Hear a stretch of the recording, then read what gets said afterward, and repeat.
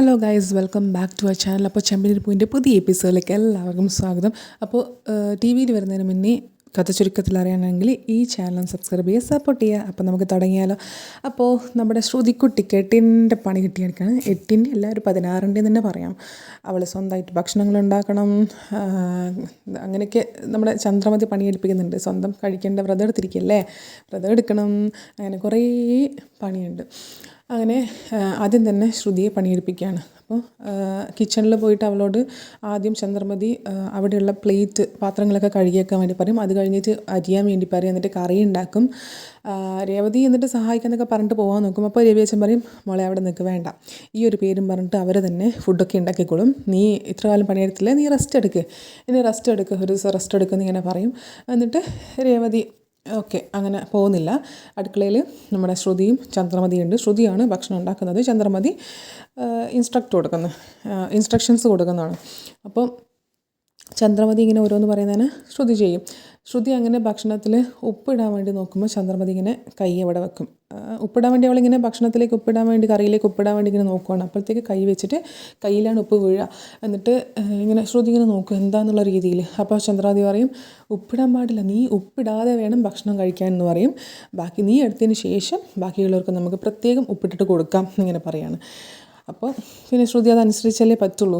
എന്നിട്ട് ശ്രുതി ഉപ്പിടാതെ തന്നെ ആ കറി ഉണ്ടാക്കുകയാണ്. അങ്ങനെ അതവിടെ കഴിയും. പിന്നെ രാവിലെയാണ് കാണിക്കുന്നത്. രാവിലെ നമ്മുടെ രേവതി ഇങ്ങനെ അരിയും കോലം വരക്കേണ്ട അരിപ്പൊടി ഇങ്ങനെ പിടിച്ചുകൊണ്ട് ഇങ്ങനെ നിൽക്കുകയാണ്. അപ്പോൾ രവി അച്ഛൻ പുറത്ത് വന്നിട്ട് ചോദിക്കും, എന്താ മോളെ കോലം വരക്കുന്നില്ല, എന്ത് പറ്റിയെന്ന് ഇങ്ങനെ ചോദിക്കുകയാണ്. എനിക്ക് നേരം വൈകിയോ എന്ന് ഇങ്ങനെ ചോദിക്കുകയാണ്. അപ്പോൾ രേവതി പറഞ്ഞു, ഇല്ല അച്ഛാ, ഞാൻ എപ്പോഴും എണീക്കുന്ന പോലെ 5 മണിക്ക് തന്നെ എണീച്ചു. പിന്നെന്താ കോലം വരക്കാത്തതെന്ന് ചോദിച്ചപ്പോൾ പറഞ്ഞു, അമ്മ എന്നോട് വരയ്ക്കണ്ടെന്ന് പറഞ്ഞു എന്ന് പറഞ്ഞു. എന്നിട്ട് നീ ഇപ്പോൾ ഇവിടെ നിൽക്ക്, ഞാനിപ്പോൾ വരാമെന്ന് പറഞ്ഞിട്ട് നീ വരയ്ക്കില്ലെന്ന് പറഞ്ഞിട്ട് അമ്മ പോയതാണെന്ന് പറയും. അപ്പോഴത്തേക്ക് സച്ചി വരും. സച്ചി വന്നിട്ട് എന്താ രേവതി എനിക്ക്, അപ്പോൾ സച്ചി ഇങ്ങനെ പോട്ടെ എന്ന് പറഞ്ഞിട്ട് പോകാൻ നോക്കുമ്പോൾ, ഒരു ഓട്ടം ഉണ്ട് പോട്ടെ എന്ന് പറഞ്ഞിട്ട് പോകാൻ നോക്കുമ്പോൾ രവി അച്ഛൻ പറയും, സച്ചി പോവല്ലേ, അവിടെ നിൽക്ക്, കോലം വരച്ചാൽ മാത്രമേ എല്ലാവരും വീട്ടിന് പുറത്തിറങ്ങാൻ പറ്റുള്ളൂ എന്ന് ഞാൻ പറഞ്ഞിട്ടില്ലേ, ഇങ്ങനെ പറയും. അപ്പോൾ സച്ചി പറയും, രേവതി നീ എന്താ നോക്കി നിൽക്കുന്നത്, വേഗം വരക്ക്, നിനക്ക് അറിഞ്ഞുകൂടെ എനിക്ക് പോകണമെന്നൊക്കെ പറയും. അപ്പോൾ രേവതി പറയും, അതിന് വരയ്ക്കാൻ അമ്മ വിടണ്ടേ, അമ്മ സമ്മതിക്കണ്ടേ എന്ന് പറയും. എന്നിട്ട് അപ്പോഴത്തേക്കും ചന്ദ്രമതി ശ്രുതിയും വിളിച്ചുകൊണ്ട് ഇങ്ങനെ വരും. ശ്രുതിയും വരും. എന്നിട്ട് ഇങ്ങനെ പറയും, ചന്ദ്രമതി നീ എന്താ ഇവളെ കോലം വരക്കാൻ വിടാത്തതെന്ന് ഇങ്ങനെ രവി അച്ഛൻ ചോദിക്കും. അപ്പോൾ ചന്ദ്രമതി പറയും, ഇവളെന്ത് കോലം വരക്കുന്ന 4 വരെ അങ്ങോട്ടും ഇങ്ങോട്ടും ഇടും, അതാണ് ഇവളെ കോലം വരക്കൽ, ഇവളെന്തെന്നായി വരച്ച് കൂട്ടുന്നതെന്ന് നിങ്ങൾക്ക് അറിയില്ലെന്ന് പറയും. ഇന്ന് വരക്കാൻ പോകുന്നത് ശ്രുതിയാണെന്ന് പറയും. അപ്പോൾ എല്ലാവരും ഞെട്ടും. അപ്പോൾ സച്ചി പറയും, അമ്മ രാവിലെ തന്നെ കോമഡി പറയുകയാണല്ലോ, നല്ല രസമായിരിക്കില്ലെന്ന് പറയും. സച്ചി ഇങ്ങനെ ഓരോന്ന് കളിയാക്കി പറയും കേട്ടോ, ഇടയ്ക്കിടയ്ക്ക് കൗണ്ടർ അടിക്കും. അപ്പോൾ ശ്രുതി തന്നെ ഞെട്ടും, ഞാനോ ഇങ്ങനെ ചോദിക്കും, എനിക്ക് കോലം വരയ്ക്കാനൊന്നും അറിയില്ല എന്ന് പറയും. ശ്രുതി പറയും, അമ്മേ ഇവള് ബ്യൂട്ടീഷ്യനാണ്, ഇവൾക്ക് കോലം വരയ്ക്കാനൊന്നും അറിയില്ല എന്ന് പറയും. അപ്പോൾ ചന്ദ്രമതി പറയും, അതൊന്നും പറഞ്ഞാൽ പറ്റില്ല, നീ വ്രതം എടുക്കുന്ന കാലത്തോളം നീ വേണം രാവിലെ കോലം വരക്കാൻ വേണ്ടിയിട്ട്, എന്നാലേ വ്രതത്തിന് അതിൻ്റെതായ ഫലം കിട്ടുള്ളൂ, നീ ഇങ്ങോട്ട് വാ, നീ വരക്ക് എന്നൊക്കെ പറയും. അപ്പോൾ രേവതി പറയും, വേണ്ട അമ്മേ, ശ്രുതിക്ക് ഇതൊന്നും ശീലമില്ലാത്തത്, ശ്രുതിക്കൊന്നും വരക്കാൻ ആവില്ല എന്ന് ഇങ്ങനെ പറയാണ്. അപ്പോൾ ചന്ദ്രമതി പറയും, നീ വെറുതെ ആവുമെന്ന് പറയാനൊന്നും വേണ്ട, ശ്രുതിക്ക് വരക്കാനൊക്കെ അറിയാം, അവൾ വരച്ചോളും, നീ ഇങ്ങോട്ട് മാറി നിൽക്കുമെന്ന് പറയാണ്. എന്നിട്ട് ശ്രുതിയോട് വരക്കാൻ വേണ്ടി പറയും. അങ്ങനെ ശ്രുതിക്ക് അറിയൊന്നുമില്ല, എന്നാലും വെറുതെ അങ്ങോട്ടും ഇങ്ങോട്ടും എന്തെല്ലോ ലൈന് വരച്ച് വെക്കുന്നിടക്ക് രേവതി പറയും, ശ്രുതി അത് അങ്ങനെയല്ല വരക്കേണ്ടതെന്ന് ഇങ്ങനെ പറഞ്ഞു കൊടുക്കും. അപ്പോൾ ചന്ദ്രമതി പറയും, അതൊക്കെ അവൾക്കറിയാം, നീ ഒന്നും പറയൊന്നും വേണ്ട എന്ന് പറയും. എന്നിട്ട് ശ്രുതിയെ സഹായിക്കാൻ ശ്രുതി പോവും, ഞാൻ നിന്നെ സഹായിക്കാം, ഇതൊക്കെ ഒരു ടെക്നിക്കാണെന്നൊക്കെ പറഞ്ഞിട്ട് അവനും എന്തൊക്കെ വരച്ച് വെക്കും. എന്നിട്ട് അച്ഛാ ഈ വര വളഞ്ഞോ എന്നൊരു സംശയം എന്ന് പറയും. അപ്പോൾ അച്ഛൻ പറയും, വരയല്ല, നീ എനിക്കാ വളവ്, നീ ഒന്ന് എണീച്ച് പോടാന്നൊക്കെ ഇങ്ങനെ പറയും. എന്നിട്ട് നമുക്ക് സ്കെയിൽ വെച്ച് വരച്ചാലോ. അപ്പോൾ സച്ചി പറയും, എന്താ പിന്നെ നീ ഒരു കാര്യം ചെയ്യും, നീ ഒരു ജോമെട്രിക് ബോക്സ് എടുത്തിട്ട് വാ, എന്നിട്ട് വരയ്ക്കുന്നത്, എനിക്കൊക്കെ ആരാടെ ഡിഗ്രി തന്നെന്നൊക്കെ സച്ചിയൊക്കെ ഇങ്ങനെ പറഞ്ഞ് കളിയാക്കും കേട്ടോ. അപ്പോൾ രേവതി പറയും, അമ്മേ 2 മിനിറ്റ് കൊണ്ട് ഞാൻ കോലം വരച്ചു തരാം, ഇവർക്ക് എല്ലാവർക്കും പുറത്ത് പോകേണ്ടതല്ലേ, എന്തിനാ വെറുതെ ഇങ്ങനെ പറയും. അപ്പോൾ ചന്ദ്രമതി പറയും, ഒന്നും കുഴപ്പമില്ല, നീ വരക്കൊന്നും വേണ്ട, ശ്രുതി വരച്ചോളൂ എന്ന് പറഞ്ഞിട്ട് ശ്രുതിയെ കൊണ്ട് വീണ്ടും വരപ്പിക്കും. എന്നിട്ട് അവൾക്ക് കൊടുക്കും, ശ്രുതിയാണ് ഇത് വരക്കേണ്ടത്, നീ ശ്രുതിക്ക് കൊടുക്കുന്ന മറ്റേ അരിപ്പൊടി കൊടുക്കുന്ന പറഞ്ഞിട്ട് ശ്രുതിയോട് ഇങ്ങനെ പറയും ചന്ദ്രമതി. അങ്ങനെ ശ്രുതിക്ക് കൊടുക്കും.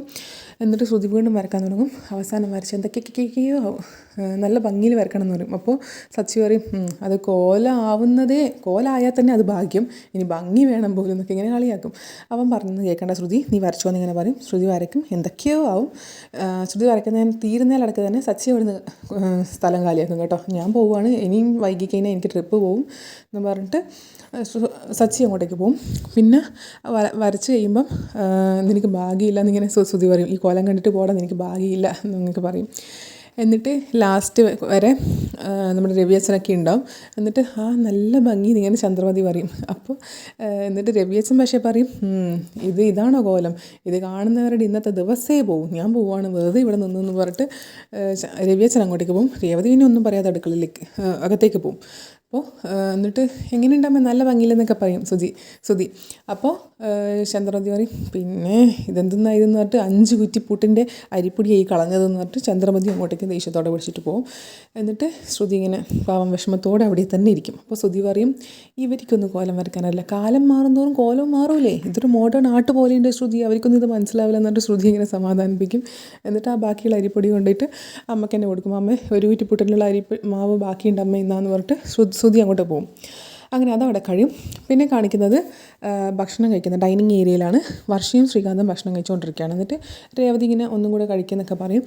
വർഷ പറയും, ചേച്ചി പൂരി സൂപ്പർ എന്നിങ്ങനെ പറയും, പൂരി മസാലയാണ്, പൂരി സൂപ്പറാണെന്ന് പറയും. ശ്രീകാന്ത് പറയും, രേവതി ചേച്ചി ഏട്ടത്തി പൂരി സൂപ്പറാണ്, എനിക്ക് പോലും ഉണ്ടാക്കാൻ പറ്റില്ല എന്നൊക്കെ ഇങ്ങനെ പറയും. എന്നിട്ട് രേവതി പറയും, വെറുതെ പറയല്ലേ ശ്രീകാന്തി എന്നിങ്ങനെ പറയും. അപ്പോൾ ശ്രീകാന്ത് പറയും, അല്ല ചേച്ചി, അല്ല ഏട്ടത്തി നല്ല രസമുണ്ട് എന്നിങ്ങനെ പറയും. എന്നിട്ട് വർഷ പറയും, ചേച്ചി ഏതെങ്കിലും ഒരു ഹോട്ടലിൽ ഷെഫായിട്ട് ജോലി ചെയ്തോ, അപ്പോൾ ഇതിലും നല്ലോണം സാലറി വാങ്ങാമെന്നിങ്ങനെ പറയും. അപ്പോഴത്തേക്കും ചന്ദ്രമതി വരും. എന്നിട്ട് എന്താ ഭക്ഷണം കഴിക്കുമ്പോൾ എല്ലാവരും ഒരു കളിച്ചിരി എന്നൊക്കെ പറയും. അപ്പോൾ അല്ല, ചേച്ചിയുടെ ഫുഡ് അടിപൊളിയാണെന്ന് പറയുന്നു, ചേച്ചി ഒരു ഷെഫായിട്ട് ജോലിക്ക് പോയാൽ നല്ല സാലറി ഉണ്ടാക്കാമെന്ന് പറയുന്നു എന്നൊക്കെ പറയും. അപ്പോൾ ചന്ദ്രമതി പറയും, എന്ത് ഫുഡ് എന്നൊക്കെ ഇങ്ങനെ പറയും.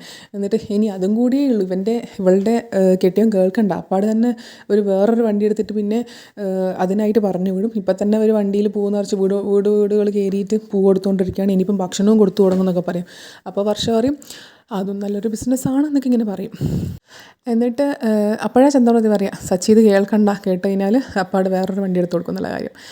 എന്നിട്ട് അപ്പോൾ രവിയച്ഛനും വരും. എന്നിട്ട് രവിയച്ഛൻ ഫുഡ് കഴിക്കാനിരിക്കും. അപ്പോൾ വർഷ പറയും, അങ്കിൾ ചേച്ചിയുടെ പൂരി മസാല സൂപ്പറാണെന്ന് ഇങ്ങനെ പറയും. അപ്പോൾ അച്ഛനും പറയും, അത് പിന്നെ അറിയില്ല, ഇവൾക്ക് നല്ല കൈപ്പുണ്യം ഉണ്ട് എന്നൊക്കെ പറയും, കൈപ്പുണ്യം ഉണ്ടെന്ന് പറയും.